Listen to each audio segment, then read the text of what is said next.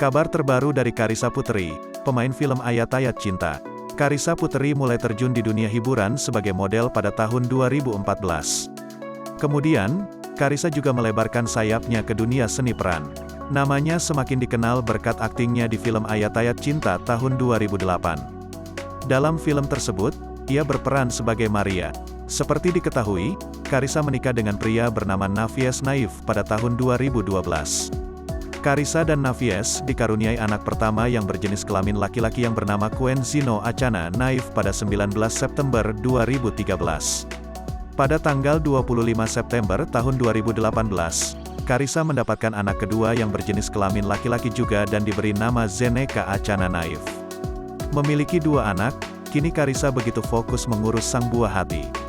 Meski jarang tampil di televisi lagi, ibu dua anak itu kerap membagikan momen-momen indah bersama sang anak melalui media sosial. Baru-baru ini, bintang film The Tariks Jabriks itu bagikan momen bahagia di hari ulang tahunnya yang ke-38. 38 dan Alhamdulillah, tulis Carissa Puteri. Selain itu, pemain sinetron, mertua dan menantu itu juga mengungkapkan rasa syukur setelah dikaruniai dua anak laki-laki. Perempuan asal Sumedang itu bersyukur bisa memiliki dua anak di usia 38 tahun. Kehadiran dua anak dalam hidupnya adalah kebahagiaan terbesar baginya. Meski sudah memasuki usia 38 tahun, paras cantik Carissa tak pernah memudar.